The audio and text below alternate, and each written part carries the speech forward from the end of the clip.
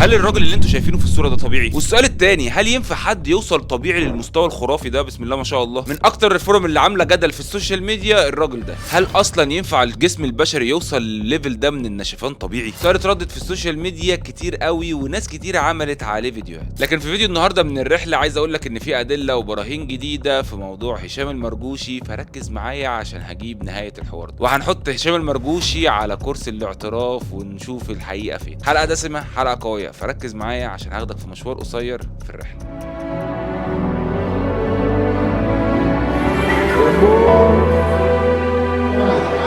اتفضل، بس المره الجايه هتبقى.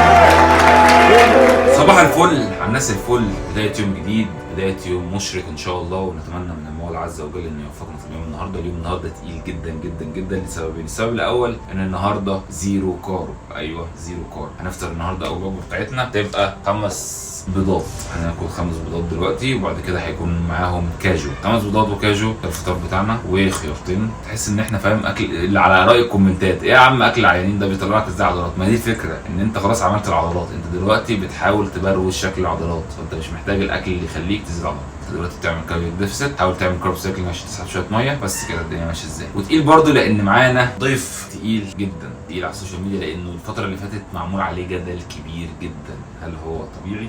هل هم طبيعيون؟ والنهارده هنعرف بقى ايه، هستجوبه لكم بقى، هستجوبه لكم واعرف تاريخه، نعرف كل حاجه عنه، لان احنا معانا النهارده كابتن هشام مرجوشي. هناخد معانا تمرينه تقيله، وهشام يعني يا هشام جاي لي في يوم الزيرو كارب وتقول لي اخد معاك تمرينه. ربنا يسامحك يا اخي، ربنا يسامحك. انا عايز يعني عشان تدي تمرينه تقيله يعني جاي لي في الزيرو كارب، ماشي يا اتش. فالنهارده هنشوف استاذ هشام، كابتن هشام مرجوشي هيدخل بطوله الطبيعيين، طلع فيديو قال كده هيخش انهي فئه انهي ميزان، هنعرف منه كل التفاصيل دي، هنعرف منه هل هو طبيعي فعلا ولا لا. هستجوب لكم يعني لينا طرق خاصه في الاستجواب، بس عايزين نتكلم وناخد منه شويه الخبرات اللي عنده. كده نشتغل شويه، بعد كده ناخد الوجبه اللي قبل التمرين، او النهارده زيرو كارب، ناخد المكسرات اللي قبل التمرين، نشرب القهوه بتاعتنا، ونشوف التمرينه التقيله مع الراجل التقيل اللي جاي يشرفنا وينورنا في الفيديو النهارده. يلا.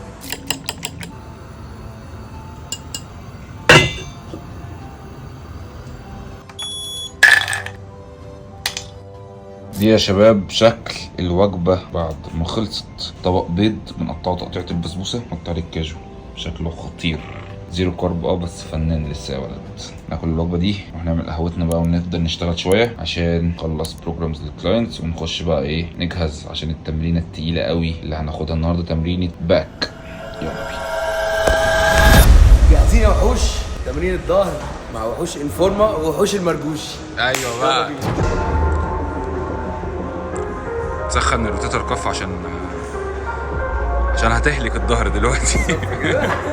هنخش على التمرين الاولانيه، السنجل لات بول داون بالتكنيك اللي انت شايفه ده هيستهدف حاجه اسمها الالياك، بمعنى تاني هي اللاتس من السكشن اللي تحت، الحته اللي تحت في اللاتس او المجنص زي ما بنقول كده بالبلد. هي الفكره انك بتسحب كوعك لتحت ناحيه الجذع، ما بيعديش، لا بينزل تحت ناحيه الجذع، كده انت جبت المدى الحركي الكامل. والتمرين ده بنلعبه بتركيز 4 مجاميع من 8 ل 12 عده. وهشام هنا بيدينا حته فليكس كده عشان ايه نشوف العضله. كابتن ابراهيم صبحي مره واحده في لقاء. تحب تقول ايه للكاميرا يا كابتن ابراهيم؟ انت قرب كده ليه؟ طبيعي. لو كده ماشي انا موافق، لو انت تمام. الساعه لا هك كده هك كده. ايوه بصوا يا جدعان، فورمه يا جدعان، عامل شغل جامد. شوف طبيعي. شوف لا وريني الكرفات يا عم، وريني الكرفات. بس خش عليا خش عليا بص فيرتيجو، اللهم صل على النبي. بيقول لي خد تاني هتحرق يا هيما، انت فاكرني ايه؟ هو لو كان بيت زيي وانا صغير وبطاطا وبطاطس وكلام من ده ما كانش عامل كده والله العظيم 3. ده انا كنت بجيب البطاطا حتى مش مشويه من الراجل. سيمون في المية. باخد سيمون في المية. ده يخسر هاتوا خلاص. هاتوا.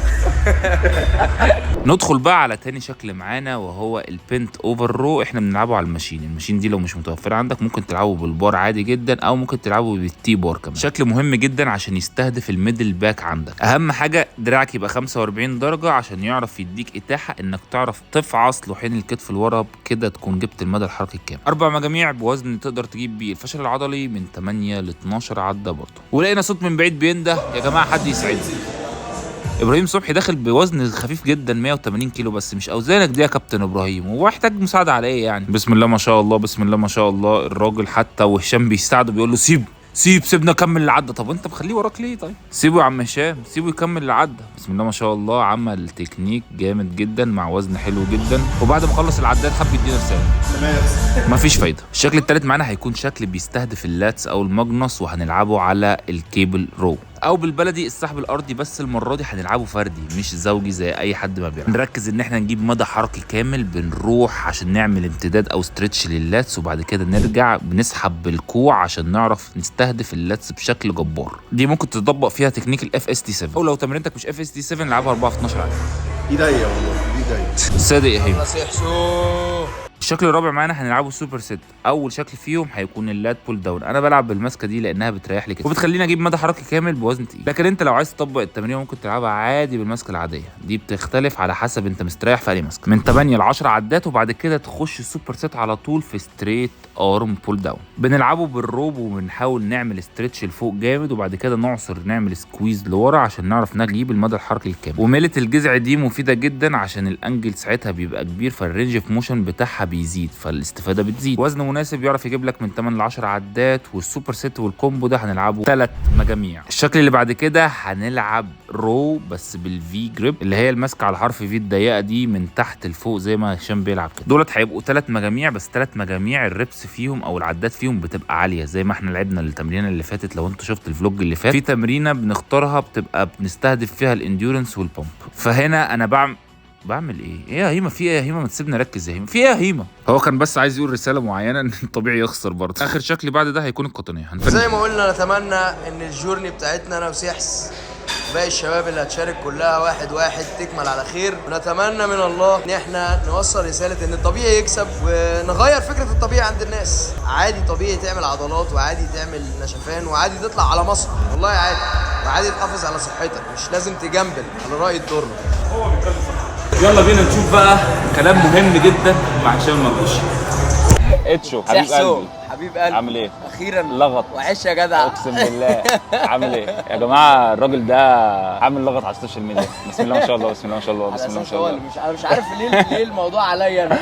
انت ليه الموضوع؟ طب ما تيجي نتكلم ليه الموضوع عليك؟ عايز اعرف ليه الموضوع عليا. الصراحه انا عارف يعني، بس يعني بسم الله ما شاء الله، بسم الله ما شاء الله. انتوا من وجهه نظركم قولوا لي ليه الموضوع. طب السؤال بقى، سؤالي اللي لازم نبدا بيه، هل هم طبيعيين؟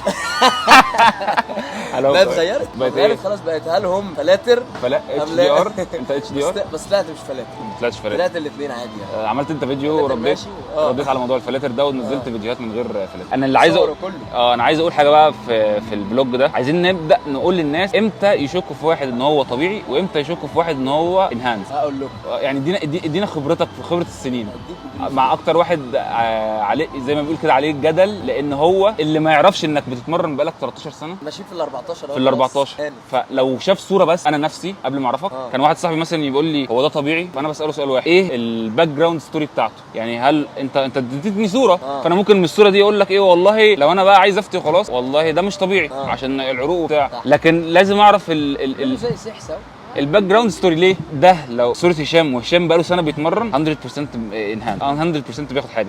طب هل هشام بيتمرن بقاله قد ايه؟ ده بيقول بيتمرن بقاله 13 سنه. لا ستوب، مش تدي خط فيه. هل الراجل ده بيتمرن كويس؟ عايز اشوف تمرينه، عايز اشوف صوره زمان عامله ازاي، بدايته عامله ازاي، وتطوره عامله ازاي، بدايته عامله ازاي وتطوراته يعني في حاجه اسمها، انت عارف في حاجه دول الكي بالظبط، يعني دول اول كي في حاجه اسمها نيو بيجينز، صح، اللي هي الزقه الاولانيه، اللي هي اول سنتين ثلاثه تلاقي نفسك ايه، الحاجه في البيت تقول لك ولا انت اتعرضت كده بالظبط. بس بقيت عامل زي الجبنه النست عشان معظمهم ما بيلعبش رجل في النيو بيجنز بالظبط. بس انا عايز انبه على نقطه برضو في موضوع النيو بيجنز، ان انت ما بتاخدهاش الا لو كان عندك التزام وبتاكل بتغذيه مظبوطه. يعني انت ما بتعتبرش خلاص بقيت بروفيشنال عشان خاطر انت بتتمرن من 5 ولا 6 سنين. انا بيجي لي شخص بيقول لي لا انا مش مبتدئ، انا بتمرن بقالي 5 6 سنين. اشرح لي بقى. عمره ما كان عنده التزام. ما هو انت تقول له بقى هنا ايه، اشرح لي انت، وريني الالتزامك كان عامل ازاي بالظبط. يجي يقول لي مثلا كنت بتمرن مش عارف من كذا وريحت، وبعد كده لعبت سباحه فتره، وبعد كده ريحت من الرياضه خالص ورجعت مش عارف. ده لسه مبتدئ دي مش شتيمه، مبتدئ دي معناها حاجه حلوه ان انت عندك الفرصه انك تعمل كتله عضليه. انا لسه كنت بنزل يا حسين كام يوم فيديو بقول انت لو مبتدئ عندك الفرصه انك تعمل عضلات اكتر مني. ده حقيقي، ده إحنا كناس- اول زقه، اول زقه، الصعوبه في اللي بعد كده. بالظبط، احنا كناس يعتبر يعني في المجال متطورين شويه وبقالنا عمر فيه، صعب ان احنا نعمل عضلات جديده. الموضوع بيبقى اصعب لو انت فعلا شخص طبيعي، بيبقى بياخد معاك وقت اكتر. عارف المشكله وعمر فين؟ أكتر. عارف المشكله فين؟ احنا مثلا لو خدنا اوف سيزون واحنا اصلا اوريدي عندنا عضلات، الاوف سيزون ده مثلا هيخليك تزيد قد ايه؟ حاجه قليله. بس الناس لما بتشوف الترانسفورميشن في الاوف سيزون ولما تيجي تنشف، هي التطور بتاعنا بيبقى في التنشيف. ليه؟ جسمك بيبقى فيه حاجه اسمها سيت اوف بوينت للفات برسنتج او نسبه الدهون. في الاول بتبقى صعب ان انت توصل لها. في الاول بتبقى صعب توصل لها. يعني مثلا ايه، انت في اول كام سنه هل كنت ممكن توصل لتحت ال 5؟ مستحيل. جسمك بيزق وانس ان انت كسرتها، جسمك سهل ان هو يرجع لها تاني. كل ما بتزيد عضلات كل ما الموضوع بيبقى اسهل، قابليه اكتر انك تنزل في البادي فات. كل ما عندك استمراريه، كل ما عندك ديديكيشن، كل ما مستمر سنين اكتر، كل ما كان جسمك قادر ان هو ينزل بادي فات اكتر. عمر العضلات كمان بيفرق في شكل الالياف. يعني ممكن ال 3% اللي انت عملتها ولا ال 4% اللي عملتها مثلا نضوج العضلات الماتيوريتي لما تزيد شويه واليافك تزيد والماسل ماتيوريتي بتاعتك تزيد، نفس ال 3 او ال 4% دي تخليك شكلك انشف بكتير واحد تاني. طب خلينا واحده واحده بقى، مهمة برضه. خلينا واحده واحده. ابعت لي بقى صوره ليك وانت بادئ صوره. الالبوم كله هينزل على الشاشه يعني. الالبوم كله. انت الزقه الاولانيه، الناس كلها دلوقتي بعد ما اتختمت طبيعي رجعوا بقى لايه؟ سنه كام؟ سنه 2016 تقريبا، 16 او 13. بس جدل غريب بيقول لك 16 و13 وهو من 10 سنين ما خدش حاجه، بس هو في 2016 كان طبعا. اشرح لنا بقى. ما انا جايبك هنا عشان تشرح لنا. انا جايبك هنا احكي للناس، الناس بتتفرج عليك. طبعا احنا مش محتاجين نتكلم ان المواد اللي هو قالها دي مواد ما بتعملش عضلات، مش محتاجين نتكلم في ده، ما علينا يعني. هو الفكره بس ان هو الراجل اللي اتكلم ده عامل نفسه صاحبك، اللي هو بعت الصوره وبعت التكست. صاحب صحابي بيقول ان هو صاحب صحابي ايا كان يعني. فانت بقى احكي للناس، انت الفتره دي التمرين بتاعك كان عامل ازاي؟ انت كنت بقالك قد ايه بتتمرن في الصوره دي؟ خلينا ناخدها واحده واحده. انا الصور بتاعتي ممكن هتشوفوا في الفيديو ده اكيد صور ليا وانا صغير في بداياتي، وهتشوفوا صور في الفتره بتاعت 2013 اللي هي اصلا تقريبا هو كان متلخبط ويقصد 2016، بس انا قلت اوضح لكم كل حاجه. وهتشوفوا صور 2016 دي قارنوها بقى بدلوقتي، تلاقي الفرق في الموضوع ايه. الحجم العضلي حاجات بسيطه، ولكن الالياف والتطور زي ما انا كنت قلت قبل كده هو ده اللي عامل شكل التطور الرهيب ده. لكن لو جيت تشوف الحجم هتلاقي ان الحجم اصلا قريب، ما حصلش فيه اي حاجه، بل بالعكس تفاصيل زادت والالياف زادت والنشفان زاد. اللي هو كان بيقول انا باخد مواد، يمكن دي حاجه الوحيده اللي تفرق فيها ان هي تخلي البروز بتاع العروق والجلد يبقى ارق والحاجات دي. طب منين ساعتها انا كنت بعمل ده ومنين انا دلوقتي مستواي اعلى بكتير قوي، وبالذات في الحاجات دي. حاجه يعني متناقضه، فاهم؟ حاجه متناقضه من بدايتها لنهايتها. بس مش موضوعنا، احنا بس بنشرح عشان الناس تبقى فاهمه، بنشرح عشان خاطر احنا هدفنا في الاول وفي الاخر ان الناس تفهم ان زي ما في ناس طفرات في اللعبه وبياخدوا منشطات وبيطلعوا اولمبيا والكلام ده كله، زي ما في طفرات برضو طبيعي ممكن يوصلوا، وزي ما اي واحد لو اجتهد هيعمل حاجه ممكن الناس تفتكرها طفره وهي مش طفره. هو الفكره انه ما حدش وصل لليفل اجتهاد، وصل اللي جيناته كويسه حتى ما بيصبرش على انت نفسه. ماسك دايت بالك يعني كل سنه كده، لو قلنا السنه 365 يوم انت بتمسك دايت قد ايه؟ لو قلنا السنه 365 يوم انا بمسك دايت، قول مثلا شهرين 3 دايت ديفيسيت، بمسك دايت ديفيسيت اللي هو عجز في السعرات الحراريه. طب باقي الشهور انا بقى بالكينج او مش بالكينج، انا 80% او 85% ملتزم. من الاكل بتاعي كلين. مشويات. مشويات، الرز اللي هو المسلوق بتاعنا، البطاطس الحاجات دي. وعادي انا زي البشر عادي، مش هقعد طول، لا هتلاقيني هنا وهتلاقيني هنا. ناس كتير بتشوفني في مطاعم، ايه ده يا كوتش انت؟ انا باكل طول السنه عادي. بس انت لو 85% من اكلك كله مظبوط، دخل بروتين عالي ودخل اكل نظيف، مش اكلك كله في اليوم كده، وعود نفسك ان اللايف ستايل بتاعك في البيت ليك ولاهلك ولصحه اهلك ولصحتك ان الاكل صح. يبقى كده هتلاقي الموضوع ماشي معاك، والتنشيفه نفسها مش هتاخد معاك وقت بالظبط. وهتاكل على فكره اللي انت عايزه، مش هتعيش محروم. انا برضو بيجي لي كده الاقي مثلا ايه، رحت مع اصحابي في حته، رحت مع اهلي في حته، باكل عادي في السنه عادي يعني. ما هو احنا مش يعني. مش وحوش احنا. ده خلاص، ده احنا يعني هنعمل فود ريفيو بعد كده. انا بقى بعد كل ما بدا وانا داخل معاه اهو. ان يشوفوني ايه يا كوتش الالتزام، إيه ده احنا عاملين دايت عشانك. عشاني ليه يا عم؟ ده انت عامل دايت عشانك، وبعدين انا حاسب ان مثلا ده شيت ميل بتاعتي او الفتره اللي انا بريح نفسي بريح جسمي من الاكل فيها. فطبيعي ان انت شفت اصلا انسان طبيعي، فما بضايقش على نفسي عشان بعد كده ما ازهقش من الموضوع. كل ما انت ضايقت على نفسك اكتر كل ما تزهق من الموضوع. الناس فاكره موضوع دايت طول السنه وازاي ناشف طول السنه. لا يا جماعه، هو لو الواحد عامل الاسلوب ده مش هيبهوأ قوي طول السنه، لكن طبعا مش بنفضل نفس النشفان ولا حاجه. هي الفكره بس ان الناس عشان احنا، وخلي بالك برضو انا والراجل ده السوشيال ميديا ده اكل عيشنا، ان احنا بنبين لك ان قد ايه احنا. ما طبيعي ان انا لو متصور فوتو سيشن فيها 500 صوره مش هنزل لك ال 500 صوره مره واحده. بالظبط. طبيعي ان انا لو في اوف سيزون وفي اوحش مش هنزل لك اوحش حتى حاجة. لو نزلت مره عشان افهمكم ان حاجه إن- معينه او اشرح حاجه معينه، مش هتلاقيني على طول بنزل كل يوم اوحش حالاتك. اصل خلي بالك لما تنزل اوحش حالاتك او اوف سيزون، اول كومنت هتلاقيه ايه يا كوتش ده؟ ايه فورمه السمنه البلدي دي؟ لا، فورمه ابو عمار ابو عمار عشان السوري. كنت بتضرب ووقفت، ما انت اصلك بتنضف هو دلوقتي. مش فاهم. انا كنت لسه بقول في الفلوج اللي قبليه، الناس شافت نزلت فلوج بوريهم شكلي في الاوف سيزون، الناس بتقول لي انت ازاي سبت جسمك يبقى كده؟ هو مش فاهم ان انت اصلا زيت عضلات. عايز اشرح حاجه مهمه قوي بقى، وكويس ان احنا دخلنا في النقطه دي. حاجه تانية، المعلومات دي يا جماعه والله ركزوا فيها. اي واحد فعلا نفسه يوصل لحاجه طبيعي والله الكلام ده هيفرق معاه يعني باقي حياته ان شاء الله. يعني حته ان انت تميز برضو ازاي الشخص ده طبيعي عن الشخص العادي او الشخص اللي بياخد يعني من الشخص الطبيعي، هتلاقي ده طبعا باعتبار ان الاثنين عندهم استمراريه. قول لنا كده للناس. لا انا عايزك تقول للناس لو هم خدهم الفضول وشافوا صوره وقال لك انا عايز اعرف ده طبيعي ولا لا، يبصوا على ايه؟ من النقط المهمه قوي لو انت متابع حد على السوشيال ميديا وبتشوفه بقى طول السنه على مدار السنه ستوريز وكده، انا مش بتكلم على البوستات والحاجات اللي احنا كنا بنتكلم عليها بنظهرها، لا كله، فانت هتشوفه في اسوأ حالاته وهتشوفه في احسن حالاته والكلام ده كله. هتحكم منين؟ باعتبار ان الاثنين ما عندهمش اصابات ومفيش اوف سيزون اللي هو بتريح فيه بالتمرين خالص. انت بتتمرن طول السنه. اللاعب طبيعي مش هتلاقيه عمره بيخسر كتله عضليه كبيره الا لما يكون عنده اصابه او كيس معينه. يعني ممكن تلاقي البادي فات بتاعه عالي لما يبوظ في الدايت والكلام ده طبيعي، وكلنا ما بنعرفش نحافظ على نسبه الدهون الواطيه قوي دي. وخصوصا لو طبيعي، وخصوصا لو طبيعي. لكن هتلاقي ايه؟ عمره ما بتلاقي عضلاته كشت خالص كده الا لو في اصابه، في عيا، في حاجه معينه. لكن الخسسان الجامد قوي بتاع الاوف سايكل او البي سي تي او الحاجات اللي بيعمل تنظيف والكلام ده دليل ان هو بياخد. ده دليل كبير. لو مفيش اصابه او مفيش اي حاجه منعته من التمرين فتره او من التغذيه فتره، ده دليل كبير. هتلاقي في فرق في العضلات. انا هتلاقيني في الاوف سيزون في الاون سيزون عضلاتي يا اما ده بالعكس، يمكن وانا مش شايف تلاقي عضلاتي اكبر عشان بتبقى مليانه حسين نفس الكلام. بص كام انت وزنك كان كام؟ كان وزني 100، انا 114 ده لما بدات تنشيف يعني. بنتكلم دلوقتي 98 و99 بالظبط. انت هتيجي الواحد بقى بيحضر وده شغله بقى وبياخد ستيرويد والكلام ده كله، هتلاقيه في الاوف سيزون بتاعه ده هتلاقيه زي الدهون ووزنه قلل. ممكن عادي لو هو لعيب كمال اجسام، ممكن لعيبه الفيزيك لما بيزيد شويه دهون ويخسر شويه عضلات ممكن وزنه يبقى قريب من نفس الوزن عادي. لكن انت لو لعيب كمال اجسام، احنا دينا هنشارك في يعني حسين هنشارك في الفئتين فيزيك وبادي بيلدينج، بس احنا يعتبر لعيبه كمال اجسام العضلات اللي هو وزنها كبير شويه. فانت طبيعي لو انت لاعب طبيعي هتحافظ على كتلتك. لو انت لاعب مش طبيعي مش هتعرف تحافظ على الكتله دي كلها. مستحيل في الاوف سيزون بالظبط. مستحيل وانت بتنظم، لان الهرمونات بتنزل. مستحيل. دي حاجه. في حاجه ثانيه ممكن يبص عليها، انا شايف برضو حته ان انت تشوف هو نط الليفل بتاعه نط سريعه ولا لا. الناس مش بتدرك ده، هو بتبص على اخر حاجه هل نط سريعه ولا لا. يعني من الحاجات اللي الراجل ده مبينها للناس ان هو من 2013 2016 لو بصيت على الليفلز بتاعه الصور هتلاقيها قريبه في الليفل. يعني مثلا ايه، مفيش نطه ما بين سنه وسنه. هتلاقي النطات في الاول، يعني في اول كام سنه اللي هو النيو بيجنز اللي احنا كنا بنتكلم عليها. انت بتتمرن بقالك 14 سنه بتقول 2010 يعني الراجل ده انت بدات قبليه بسنه تعرف كده. انا بدات 2011 يعني انا داخلين في ال 14 انت داخل في ال 13. انا داخل في ال 13 بالظبط. عمر ده خلي بالك جديد خلاص.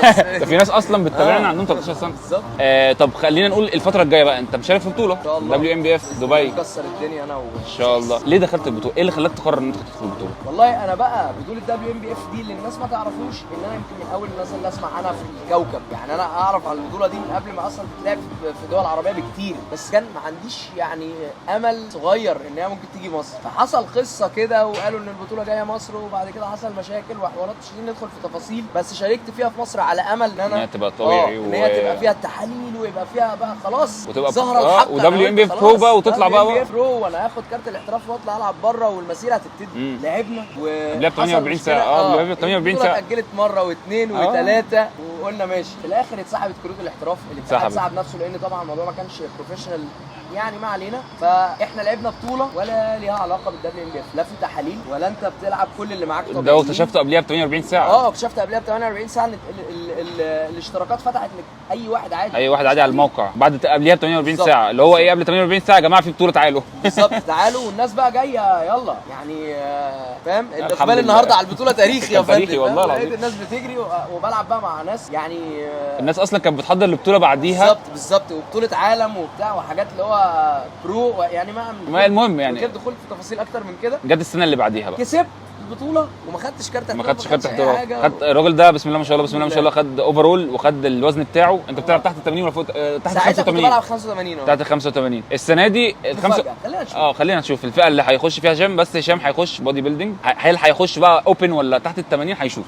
تاني سنه بقى الناس كانت بتطالبك ان انت تخش دبليو ام بي اف بتاع دبي. تاني سنه دي حصل مفاجاه يمكن ما حدش يعرف غير قليلين قوي. يمكن نعرفهم بقى، نعرفهم بقى، ناسي حتى نعرفهم. قبل البطوله انا عملت حته حادثه يعني سبحان الله. يعني انا كنت اصلا في السنه دي في اولها خالص عملت حادثه. انا في حياتي ما عملتش غير الحادثتين دول. عملت حادثه موت والحمد لله الحمد لله والشكر لله ربنا طلعني منها سليم يعني. يعني بعدها يمكن ب6-7 شهور او كمان اكتر 8 شهور قبل البطوله بشهرين حادثه يعني. وانا كنت عامل حسابي خلاص السنه بقى عاد وهبدا كل حاجه السنه دي والتجربه دي همحيها من ذاكرتي اللي حصلت في مصر دي ان شاء الله بره ونكسر الدنيا. ما حصلش. بس انا اللي شجعني بقى ان انا السنه دي ادخل ان انا يعني اخويا اهو ومش واحد بس، كام واحد دخلوا وشرفونا هناك بجد. انا حسيت نفسي والله وهم بيكسبوا اقسم بالله ان انا حسيت نفسي كسبت. حسيت احساس. وجون يعني جون شرفنا اخويا جامد برضو هيلعب برو السنه دي كمان وبقى محترف. والله حسيت بجد ان انا كنت مكانكم في المسرح وفرحت فرحه.